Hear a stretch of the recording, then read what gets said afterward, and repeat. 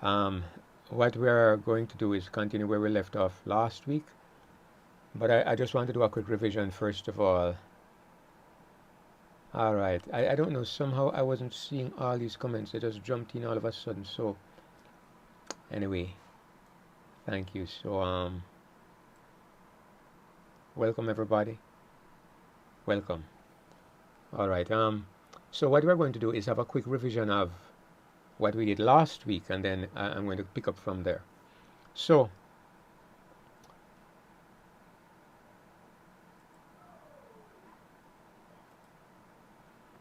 last week we were looking at Revelation chapter 13, and what I said is that we will be looking at the agents that the dragon has been using, or that the dragon will use in his final conflict against God's people in the last days. In the previous chapter, Revelation 17, it says that the dragon was angry with the woman and went to make war with the remnant of her seed. And so we pointed out that Revelation 13 now shows you the agencies that he will use in this final conflict against the seed of the woman. And we saw that there are two beasts that are represented as being his agents. The first one is a beast having 7 heads and 10 horns, which comes up out of the sea. And the other one is a beast having 2 horns that comes up out of the earth and speaks like a dragon. And what we saw is that in prophecy, in these Bible prophecies, in these prophecies of Daniel and Revelation, a beast represents 4 kings or 4 kingdoms. And so these 2 beasts obviously represent 2 kingdoms or 2 empires that Satan will use in the last days to persecute God's people.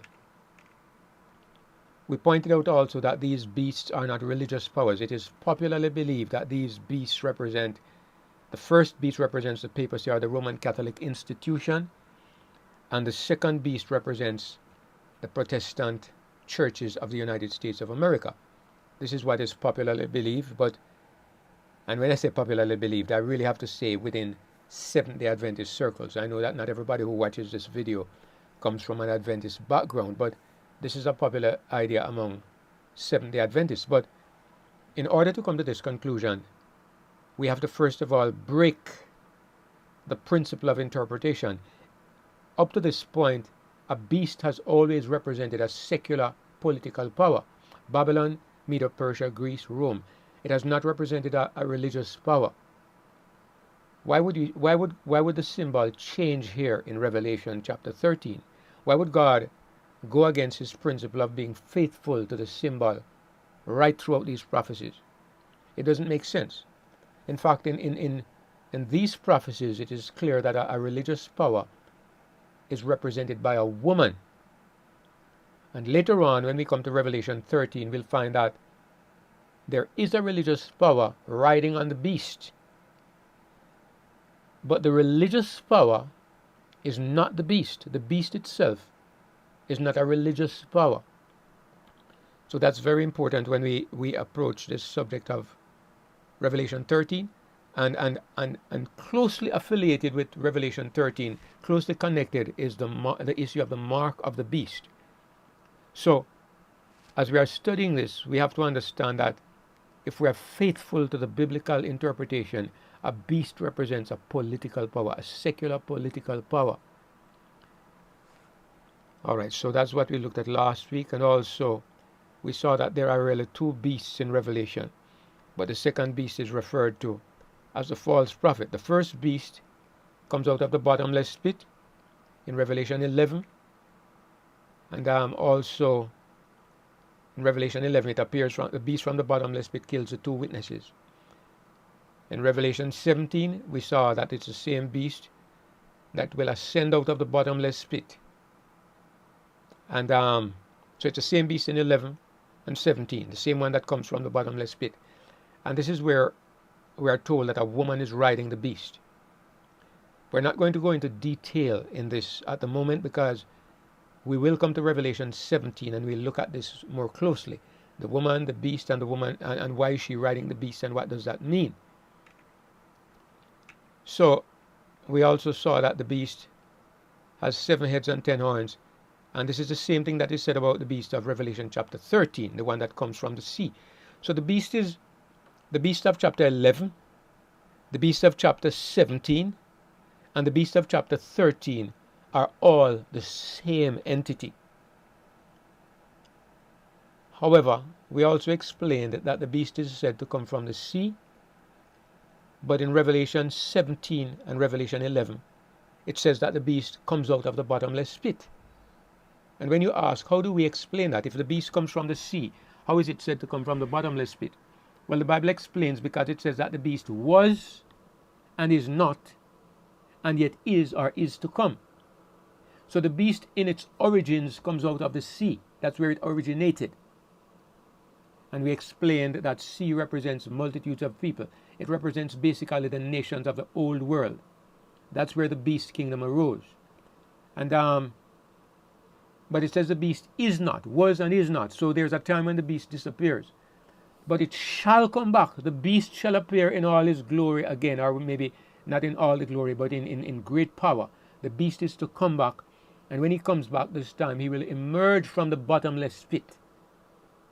And I think when we come to Revelation 17, we will explain more fully what this bottomless pit is. But suffice to say that there's no contradiction to say that the beast comes from the sea, and he also comes from the bottomless pit. The origin of the beast is the sea, but he disappears for a time, loses his power, and when he comes back, this time he emerges from the bottomless pit. We went on to show that these beasts are the same. 13, 17, 11, they're all the same beast. And we also went on to show that the beast appears again, and this time he's with the false prophet. In Revelation 19, when Jesus is returning with the armies of heaven, the beast and the false prophet are gathered together to make war against him, and they're both thrown alive into a lake of fire, burning with fire and brimstone. Now, we went through most of this last week, the 7 heads, the 10 horns. We'll deal with this in greater detail when we come to Revelation 17. But I want to, the 5 heads are fallen, one is, and the other hasn't come yet. We're going to go this evening to the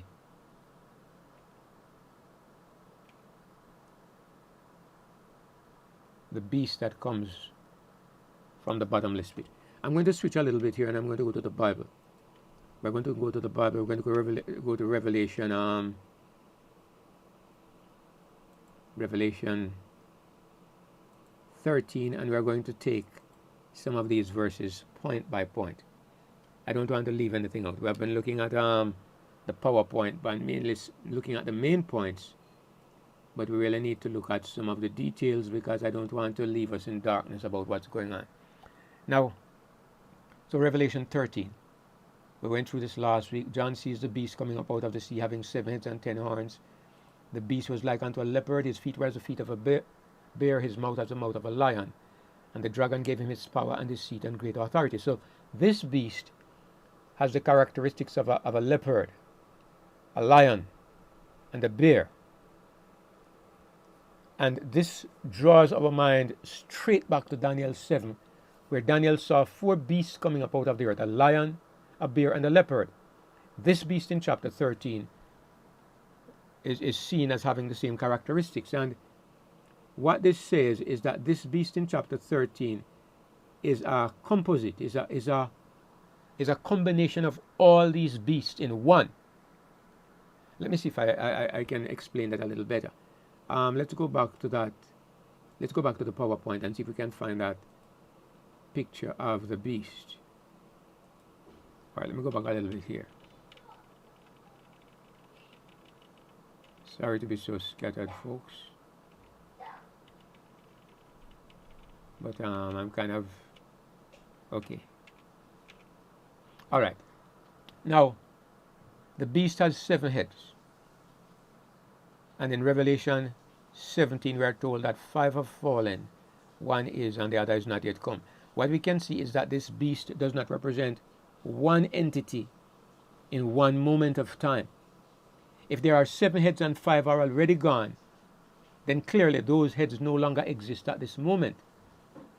1 head is, and 1 head has not yet come. So at this point in time, the beast has only 1 head. And that head represents the kingdom that exists at this point in time. Because each of these heads represent a different kingdom or a different empire that makes up the beast. So the beast is really what I would call a composite. Most of us are familiar with the idea of what we call a panorama. You take different images and you stitch them together to make one big picture. Well, a composite, in this sense, is the same entity in different ages stitched together to make one symbol. So there have been different nations that have been used by Satan. And this is the real point about this beast. The dragon stands on the seashore and he calls this beast from the sea, or he brings this beast up from the sea. That's the kind of imagery we are getting. The dragon stands on the shore and this beast emerges. And this represents the fact that Satan has been using these kingdoms for ages. He has been calling them one after the other. And each of these kingdoms is the same kingdom in the sense that each one represents Satan's tool in the earth, Satan's kingdom in the earth, Satan's power that he's using to try to destroy God's kingdom and God's people. So this is why it says that the dragon gives to this beast his power and his seat and great authority. So 5 heads have already fallen at the point that we are looking at this beast in Revelation 13. 5 heads have already fallen. And I would suggest to you that now the beast has 7 heads. And when you look at the book of Daniel, you see 4 beasts, right? Babylon, the lion, Medo-Persia, the bear, Greece, the leopard, and Rome, the great and terrible beast. But this beast has 7 heads, not 4. Well, we are told 1 has not yet come. All right, so we know that this beast, this head, is a kingdom that we don't yet fully understand, because the 4 of Daniel have already come. Babylon, Medo-Persia, Greece, Rome, they have already come. 1 has not yet come. We will see what that is later on, or what I think that is. But what about the other 2? 4 plus the 1 to come, that's 5. But there are 2 more. Where do those 2 fit in? Now, most people, when they are examining this prophecy, they will start with Babylon, because they say the first kingdom represented in the prophecies is the kingdom of Babylon. But let us remember something here. In the book of Daniel, God is showing us history from the time of Daniel forward. There's a principle in the book of Daniel that we need to understand. He's showing us what is to happen from the time of Daniel forward right up to the end. In fact, when you go to Daniel chapter 8, when the kingdom of Babylon is already past, when God shows Daniel a vision relating to the same issues, the same powers, God does not show Daniel Babylon anymore. Babylon is not included. What we see is a ram and a he-goat representing the kingdoms of Medo-Persia and Greece, and a little horn, which many people, including myself, believe represents the kingdom of Rome. So we see the 3 succeeding nations, Medo-Persia, Greece, and Rome. But we do not see Babylon. And why? Because at this point in time, Babylon is already past. And God is not showing Daniel the things that deal with the past. He's dealing with the future. So, what about this beast in Revelation 13? What are these 2 heads? If we say 1 head is Babylon, 1 is Medo-Persia, 1 is Greece, 1 is Rome, and 1 is not yet come, who are the other 2? I believe we should look back in the past, even before the time of Daniel, and look at the great powers that Satan has used in his attempts to destroy God's people. Because this beast really represents Satan's kingdom in the earth in 7 different stages, in 7 different manifestations. And as we look back at the past, we see that the first nation that Satan used to try to wipe out God's people was the nation of Egypt, the first great world empire. So Pharaoh made a decree to kill all the boy children. Pharaoh pursued the Israelites and tried to destroy them when they were escaping from Egypt. So Pharaoh, the Egyptian kingdom, represents head number one, in my opinion. The next great power that almost completely destroyed Israel was the Assyrian kingdom. The Assyrians invaded the northern kingdom. Most of us should know that Israel was divided into two parts. The first part consisted of Judah and Benjamin, and the tribe of Levi, most of the Levites. When Solomon's kingdom was divided into, Solomon's son Rehoboam, he didn't treat the people right, and so they broke away from him and they made rebellion, and 10 of the tribes went away and started another kingdom, which was called Israel, while those that remained with Solomon's son Rehoboam, Judah and Benjamin and the Levites, they became the southern kingdom, which was called Judah.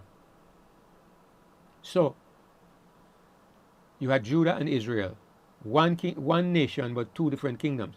Now the Assyrians came against against Israel, against the 10 tribes, and completely destroyed that part of Israel. They carried away the Israelites as captives, and to this day nobody knows who they are or where they are. They were scattered among the nations. There are some people like Herbert W. Armstrong who teach that these Israelites went away to the area where England now is, and that these Israelites are the English people, and of course the Americans, because most Americans came from England back in the days when America was being established. So Armstrong teaches that the Britons and the Americans are the true Israelites today. And I suppose that's a way of really reassuring yourself that England and America are especially favored of God. Anyway, that's what he believes, which I think is absolute nonsense. But anyway, so Egypt and Assyria were the first two nations that attempted to destroy God's people. And then you had Babylon, of course, that followed Assyria. And so you have the first 6 heads: Babylon, Egypt, Assyria, Babylon, Medo-Persia, Greece, and Rome. And Rome continues until today. And I'm not going to go into depth on that, because when we come to Revelation 17, we look at it more closely. But these are the 6 heads, and then number 7 is to come. And we would not know what number 7 is because it has not yet come. But I have an idea, and I will talk about that when we come to Revelation 17. So anyway, this is why this beast has the feet of a bear. God is showing you that it's Medo-Persia included, the body of a leopard, Greece, the mouth of a lion, Babylon. And it doesn't tell us what the other heads are, but you know, clearly each head represents a kingdom or an empire. All right, so let's go back to the Bible. So it says in verse 3, Revelation 13, we're back at Revelation 13. And I saw one of his heads as it were wounded to death, and his deadly wound was healed, and all the world wondered after the beast. So if one head was wounded to death, what it means is that at some point in time, one of these empires would seem to be destroyed. It would seem that this empire no longer had any existence. But this empire would come back into existence. It would come back to power, and all the world would be amazed at what was happening. And they would wonder after the beast. Now, I think most of us who are watching this webinar, you know already that I don't believe that this beast represents the papacy. I keep referring to Adventists because I grew up as an Adventist, and most of what I understand about prophecy I obtained by studying Adventist ideas. And for the most part, I will have to say, I really believe Adventists have done a good job in working out some of these symbols and what they mean. But I certainly don't believe they did a perfect job. I certainly am not under the illusion to think that they have everything right. I was there once, but I had to be awakened and to realize that no, there are things that are clearly wrong in what that church teaches. And one of the things I don't accept is that this beast represents the papacy. Now, it is said that the papacy received a deadly wound in 1798 because in 1798 the armies of Napoleon entered the Vatican and they took the Pope as captive. And it is said that at that time the power of the papacy was broken. And for quite a few years, 1798 was when this happened, and for over a century the papacy had no power. But then in 1929, through an agreement made with Mussolini, with the Italian government, the Pope has his temporal power restored. The papacy was given back temporal power, the authority to rule again as a king. The Pope was given the authority to rule as a king in his own country. It's a tiny little country, the Vatican, just over 100 acres, but it has its own government, and the Pope is the king, and they have their own tiny army of Swiss guards. So symbolically, it is a kingdom, but it is a kingdom that has no it has no power in the sense of physical power. Yes, it carries a lot of political power, but it doesn't have the power to make war against enemies as most of the empires of the past have done. They have warred against nations and so on. Anyway, the point I'm making is that this head of the beast that is wounded, in my opinion, it cannot be the papacy, because I don't believe the papacy is any of these heads. Babylon, Medo Persia, Greece, Rome, Egypt, Assyria, and one to come. But none of these is the papacy, because if one of these is the papacy, then it means that the papacy is one of the empires that constituted the beast. And I'll tell you the main reason why this doesn't make sense, because when you go to Revelation 17, you see a woman riding on the beast. And the woman is clearly, when you look at her and the things she does, it clearly represents the great false apostate religion which dominates the world, and that is Roman Catholicism. So if Roman Catholicism is riding this beast, this European beast, then Roman Catholicism cannot be at the same time the beast. The beast supports the woman. The beast carries the woman, but the beast is not the woman. So the woman is not one of the heads of the beast. That's the point I'm making. So this deadly wound that was healed, what is it? In my opinion, and again I keep saying in my opinion because I don't want to be dogmatic when it comes to prophecy, because only God knows the absolute truth. I'm dogmatic about the gospel because that is clearly detailed in the Bible. But when it comes to prophecy, we are working with symbols. We're trying to understand them. Sometimes we make mistakes. I believe my ideas are sound, but I still am not putting anything in stone when it comes to prophecy. But here's what I say. In the 4th century, or thereabouts, sometimes during those early centuries, the Roman Empire received a deadly wound. Remember that there are 4 empires that are mentioned in the book of Daniel. There is Babylon, Medo Persia, Greece, and Rome. The last of them is the Roman Empire. This Roman Empire, according to Daniel 7, and I think it's verse 11, this Roman Empire is given to the burning flame. His body is destroyed and he's given to the burning flame. So the Roman Empire will be around right up until the end, and it will finally be destroyed by the burning flame. There is no other empire after Rome. And this is interesting because, well, what we see is that even the vision, and maybe I should just change the view here a little bit because I'm just a voice. Let me put a face to the voice so we can at least communicate more fully. What we see in Daniel 7 is that there are the I lost my thought just in a moment. Just in a moment. But I'll get it back.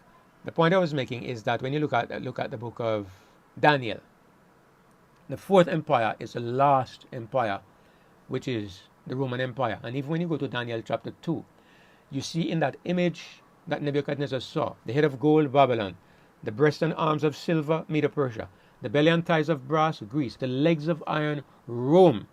And then you go down to the feet, and it is still Rome. Rome is the last empire. But in the feet, Rome is no longer that strong empire that is pure iron. Instead, it is divided. There is the strength of iron, but there's a weakness of clay. It's a mixture of iron and clay. So Rome remains, but it's now in a divided condition. So what we have to understand is that according to prophecy, the way God sees things, the Roman Empire still exists, but it's in a different form. So how do we explain this in light of the fact that there is a seventh head? Because what I understand is that the head that has the wound is Rome. All right, so you had Rome, but Rome was wounded. The Roman Empire was broken up into pieces, right? The Heruli, the Vandals, the Ostrogoths, the Visigoths, the Suevian, all of them, the so-called barbarian tribes invaded the Roman Empire and broke it up. Rome received a deadly wound, and it seemed like there never again would be a Roman Empire. It seemed like this was the end forever. But if what we're saying is correct, the Bible says that the deadly wound would be healed. So what happened was that a few decades ago, after centuries of European leaders trying to bring about a unified leader, after centuries of people like Charlemagne, Napoleon, Kaiser Wilhelm, trying to bring Europe together again, trying to, by war and conquest, to create again a unified Europe.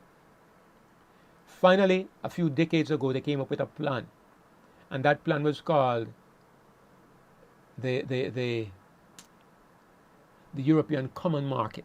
That's what it was called, first of all. But today it has become the European Union, the EU. And the EU is really a uniting of the nations of Europe again, without war.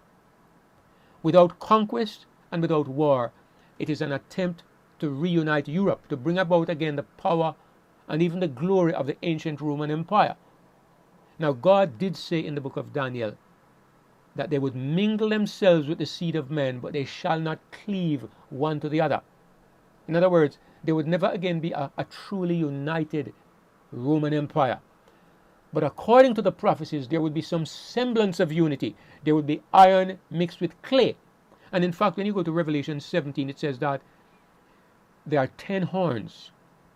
And in the last days, they will receive power as kings 1 hour with the beast, and they'll give their power and their strength to the beast for 1 hour. So there's some kind of unity. So what we see is that the deadly wound of the beast is to be healed, so that the beast again presents himself with a face. All right? I had no idea that the European Union was actually a government. All the nations are under one single government, all the nations in the EU. It was after England decided to pull out of the EU, after we had Brexit. I was watching a video where somebody was explaining why England pulled out of Brexit, of the EU. And it's the first time I was recognizing just how much of a government controls the EU. England said that we are being controlled by laws, that we have no power over how they are made. They had to be paying huge taxes, huge contributions to the EU. There were laws governing everything, including things like toilet paper. Okay, laws about building house, laws about motor vehicles, laws about everything. It is said that the European Union is one of the most bureaucratic governments on the planet.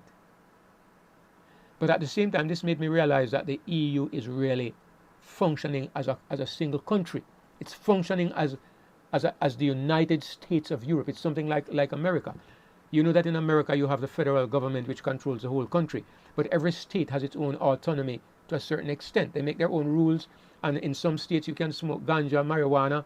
Some states you're not allowed to have it in your possession. Some states you can have guns. Some states you have to have a license or different laws. Okay, the European Union is functioning in a similar way right now.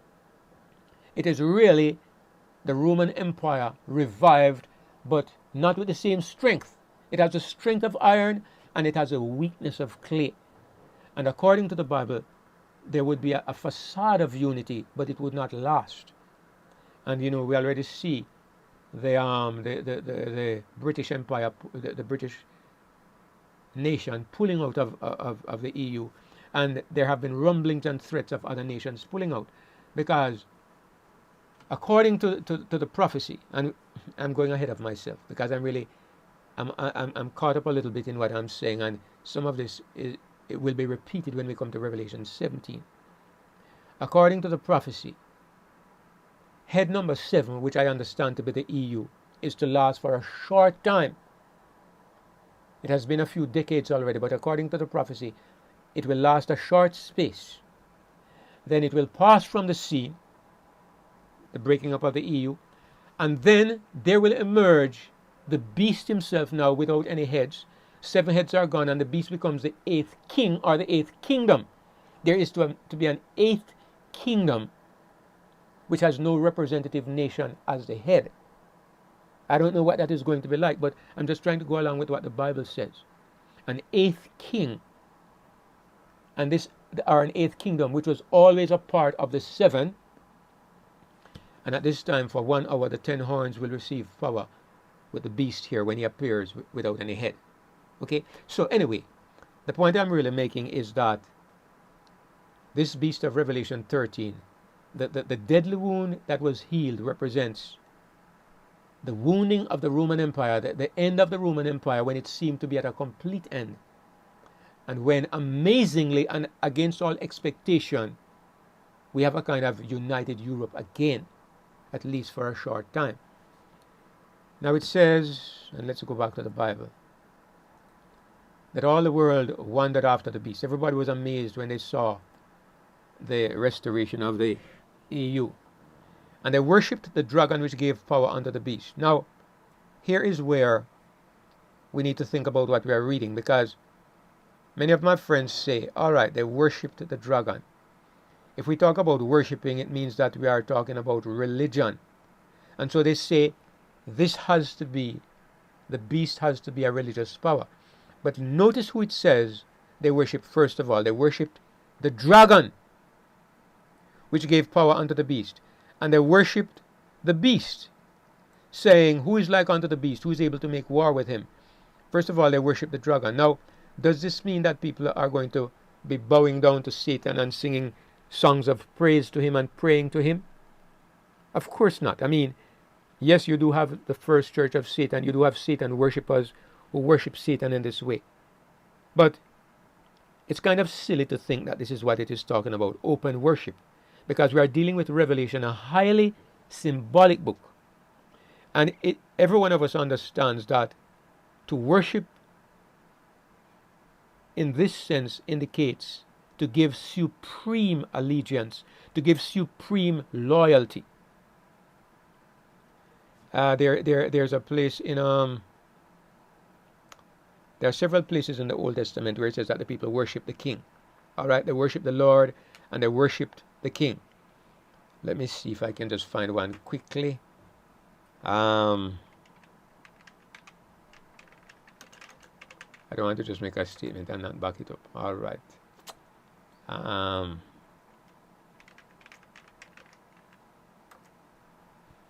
don't know if I can find it. There are too many references, but I think it's in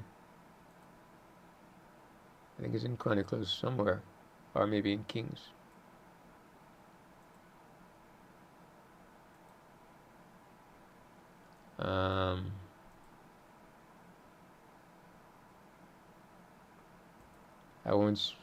I won't spend too much time looking for it, because I don't want to tie up the time. But here it is. 1 Chronicles 29 and verse 20. And David said to all the congregation, now bless the Lord your God. And all the congregation blessed the Lord God of their fathers. and bowed down their heads and worshipped the Lord and the King. Okay, so, and as I've pointed out over and over, when it comes to the book of Revelation, the symbols are taken from the Old Testament. To understand what they mean, we need to go to the Old Testament. So, when it says the people worshipped the king, it does not mean that they worship the king as God. It simply means that they gave the king reverence and they submitted to his authority. And this is what the Bible is saying here. When it says they worship the dragon, it means they worship Satan by submitting themselves to his principles and to his authority. They acknowledge Satan as though he were the supreme ruler. It doesn't mean Satan as Satan, but they adopt his principles, and in this way they worship the dragon. And they worship the beast, saying, who is like unto the beast? Who is able to make war with him? In other words, they are impressed by the financial power and the authority and the global influence of this beast. And so they are impressed with the beast, and they give their loyalty and they subject themselves to the beast. Now, I don't know, but if you look around the world, I'm just going to ask you something. If you look around the world and you think about the places where people would really like to go to live, what countries come to your mind? I'm going to tell you, I'm a Jamaican and I live in a third world country, but it's not only in Jamaica, but I pay attention to what is happening around the world, and I'll tell you, for most people, number one is the United States of America. Number two is anywhere in Europe. More probably England or Germany or some of these countries, France. But if you notice, these are the countries that are are having a high influx of immigrants. And I would also add Canada as well. Okay, yes, they are heading for Australia, and some are going to South America, but not in the numbers that they are heading for America, Canada, and Europe. Those are the countries that are admired by the rest of the world, and their principles are seen as the great principles, and the things that they stand for are affecting the minds of the entire planet, and people are trying to be like these nations. So this is kind of like what we see here in verse 4, where it says they worship the dragon and they worship the beast, and they said, who is able to make war with him? All right. Now it says, and there was given unto him a mouth speaking great things and blasphemies, and power was given unto him to continue 42 months. Now,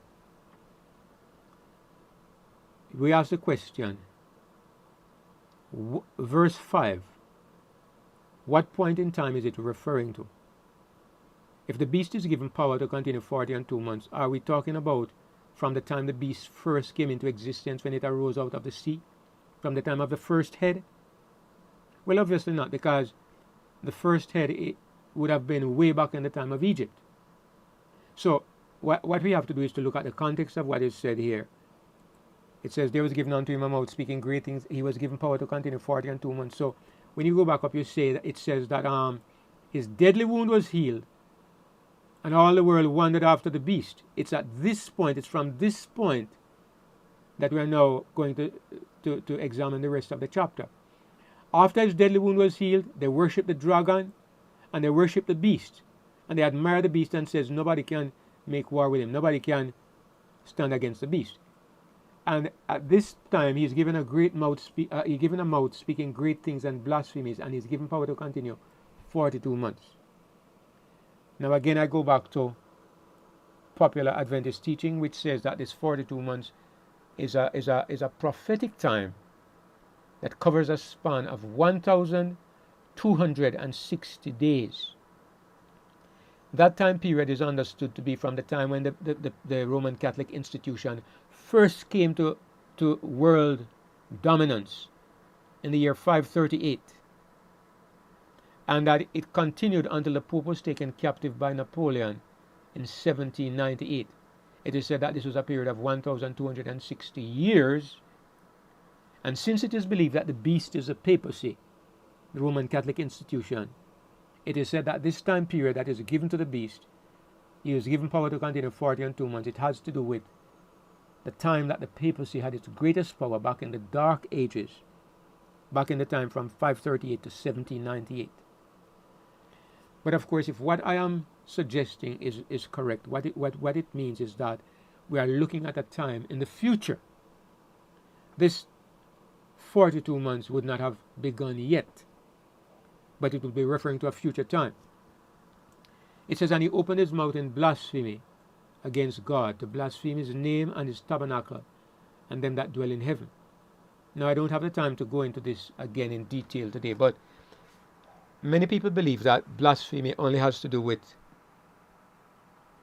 like the Pope. The Pope refers to himself, or popes in the past have referred to themselves as Lord God the Pope. And the Roman Catholic Church claims that they have the power to forgive sins. And this has been said to be the blasphemy that is referred to here. However, what about when we look at the European Union? Where do we see blasphemy against God's name? Well, I should have the evidence with me, and I don't have it today. But maybe next week I'll produce it. But the European Union is one of the most blasphemous institutions on a global, on a political level. Most of us probably know that the European Union has designed its parliament building to look like the unfinished Tower of Babel. And in fact, one of the logos that is used, or that was designed, one of the pictures that was designed to represent the European Union some years ago, is a picture of the unfinished Tower of Babel with the slogan written on it, "Many nations, one tongue." Now, if you're not familiar with the Bible, you don't see any problem with that. But if you're a Bible student, you recognize that after the flood, led by Nimrod, the Babel builders, people began to build the Tower of Babel in defiance of God. And finally, God destroyed their tower, scattered them upon the earth, and confounded their language. So from that day, you had the different languages where people found it difficult to communicate with each other. What the European Union is basically saying, God, you scattered us, we are overturning what you did. They are rebuilding the Tower of Babel. That's what their logo means. And they say, many nations, one tongue. They are reversing what God did. This is straight governmental blasphemy, straight governmental defiance of the God of heaven. And I don't know, some of the things that happen in Europe are really strange. For example, when they had the opening of the tunnel, the Swiss tunnel, in Switzerland, a tunnel was built that went, I think it's 17 miles through a mountain. You go through this tunnel, you get from one side of the Alps to the other. And when they had the opening of this tunnel, finally, most of the heads of Europe were there, the governmental heads. And you can go on YouTube and look up this ceremony. It's one of the most satanic rituals that I have ever seen in my life. It was put on by the government, and they were present and they were applauding. You had people representing. You had a being there representing Satan with a goat's head and made to look like the typical image of Satan. You had people made to behave like spirits, disembodied spirits. It's really a strange ceremony that I can't quite figure out what it means, but it seems to be something that is like kind of the worship of Satan, I would have to say. Now anyway, you can look it up. Look up the opening of the Switzerland tunnel. Just look at that if you have never seen it, and see the ceremony. And you will see what I'm talking about. So Europe may not be a religious entity like the papacy, but it is most blasphemous as an institution. And in fact, you notice that many of the things that fly in the face of the God of heaven, like gay marriage and the legitimizing of incest, and even in some places bestiality, Europe is in the forefront of these things. Okay? In these things that defy God's will. Europe is in the front. And Europe is also the most atheistic continent on the planet, being followed rapidly by, guess who? The United States of America. Anyway, let's continue. I know we won't get to where we wanted to go today, but I think it's a little better that we are going through the Bible verse by verse, because we can get a broader understanding. And I think I'm going to continue doing this next week. Now it says, and it was given unto him to make war with the saints and to overcome them, and power was given him over all kindreds and tongues and nations. So what we see is that this suggests that there's going to be great persecution of Christians, with Europe at the forefront of it, the European Union. And all that dwell upon the earth shall worship him, whose names are not written in the book of life of the Lamb slain from the foundation of the world. Now, I'm sure that this is not referring to the papacy, because when you go to Revelation 17, you see the same thing said about the beast in Revelation 17. And at that point, the beast is being ridden by the woman. And if the woman is a Roman Catholic institution, the beast cannot be the same. So it's clear that this is speaking about the beast, not the woman. Those whose names are not written in the book of life will worship this beast. And we see movements upon the earth, movements developing to give the governments far greater control over the citizens. I mean, in Europe right now, if you live in Germany, you cannot homeschool your children. Germany and several other countries, you cannot homeschool your children. They have to go to school to learn things about transgenders and the gay lifestyle and evolution. You cannot homeschool your children. There are several families I know which have had to flee Germany to go to America or other places in order to homeschool their children. I know the story of Romanians who have gone there and who have had their children taken from them because they tried to homeschool them. So anyway, the point I'm making is that, as I said, Europe is the most atheistic continent on the planet. The principles that are developing, that have developed in this empire, are contrary to the principles of God. And Satan has blessed this institution that it has become among the most wealthy places in the world, along with the United States and Canada, because people in their blindness run down money, because people in their blindness worship the god of money. And so the kingdoms that Satan will use, he has made them the greatest, the most politically powerful, and the richest nations on earth. And so narrow-minded people who have limited vision believe that these entities are the greatest on the planet. I mean, I've had people talk about the countries of the third world, how they are poor and they are backward, and they say it's because of the religion that they believe in. They talk about how the countries that embrace atheism are so prosperous and they are so progressive. And this may be true in the world's measurement of progressive. But it's because we have never really understood that it is the dragon who has given this power and this great authority and this strength to these kingdoms. Because Satan will bless whom he will. Satan is the god of this world. He offered it to Christ, and Christ rejected him. But he has given it to those who will accept him. Verse 9 says, if any man have an ear, let him hear. Okay, that's all of us who are listening today. All of us who are reading today. If you have an ear, hear. He that leadeth into captivity shall go into captivity. He that killeth with the sword must be killed with the sword. Here is the patience and faith of the saints. Now, this has been said. It is said that this applies to the Pope going into captivity in 1798.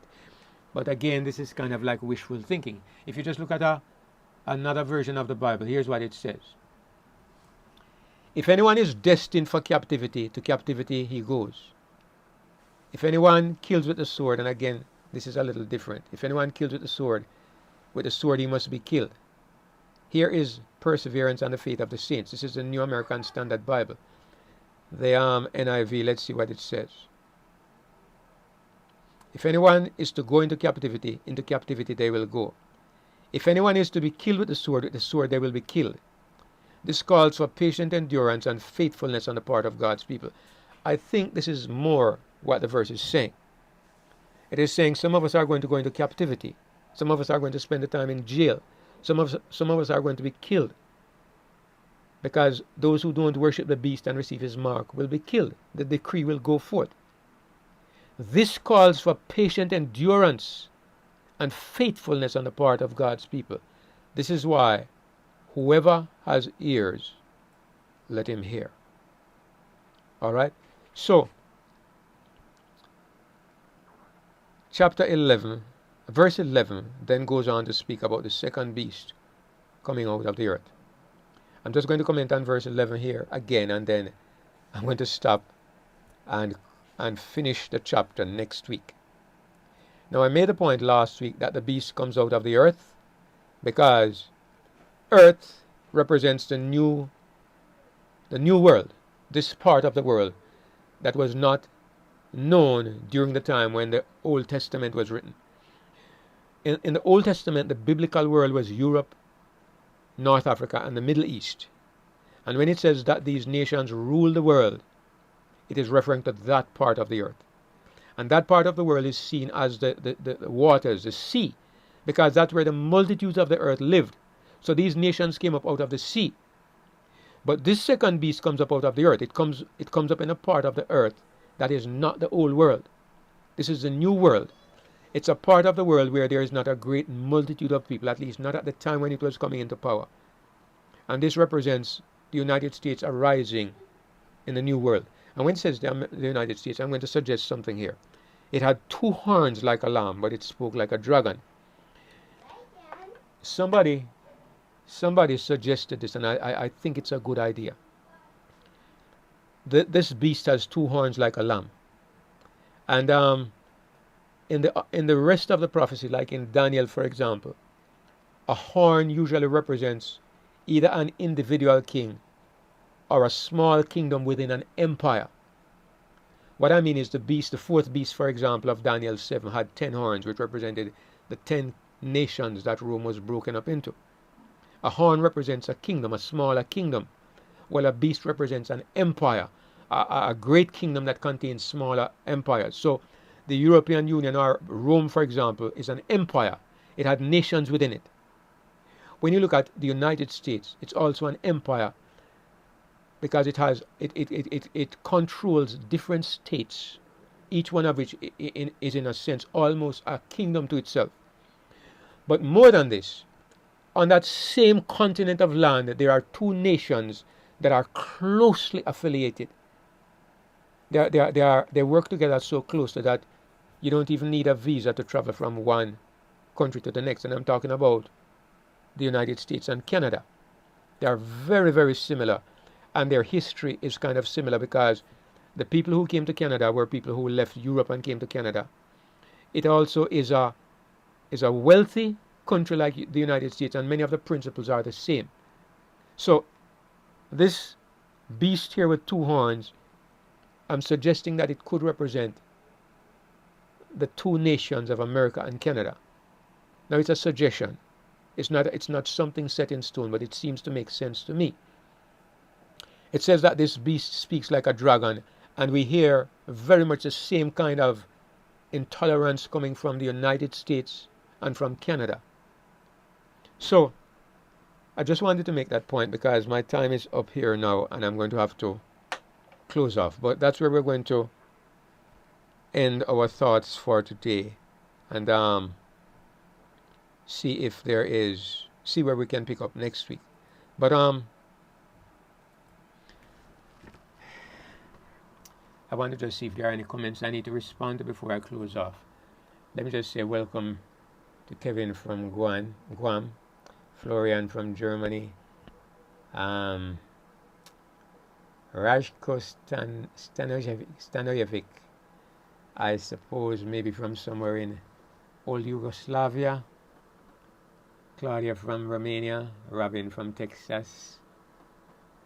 God bless you all, and thanks for being here. Wayne from England, Sister Bobby from Texas. God bless you. Sister Bobby from Florida or Carolina, somewhere there. Greetings, Sister Bobby. Brother Oliver from Ghana. Brother Dion from Slovenia. Brother Michael called from Germany. I'm glad you were able to pass through. Joey from Canada, blessings. Sister Gloria from New York, God bless you. Timothy Zwicka, not sure where Brother Timothy is from, but God bless you. Brother Brian from California. Clement, can't remember where you're from.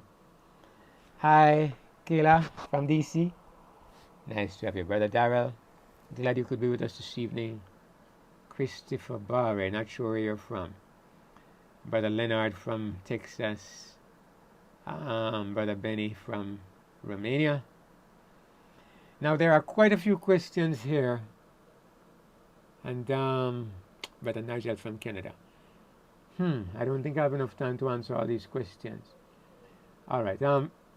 I'm sorry, guys. What I'm going to do is I'm going to take a screenshot of these questions, and I promise you that before we have any study next week, I'm going to respond to these questions. So I hope you're all able to join me next week, those of you especially who have questions, and we will try to deal with those questions. Okay? Sorry that I didn't finish a little earlier, so I could have dealt with the questions, but I know you will understand. Thanks for joining me. I appreciate you being here. I'm going to just ask you to bow your heads while we have a closing prayer. Thank you, Father, for the privilege of this Bible study this evening. Thank you for the brothers and sisters who joined in with us. Bless them abundantly, I pray, and help us all that serving you, understanding you better, and proclaiming your goodness and your glory everywhere might be the objective that drives our lives. Thank you, Father, for hearing and answering. In Jesus' name, amen. All right, guys. Okay, Brother Clement from Equatorial Guinea. Glad we could have you with us. God bless you. Have a good evening.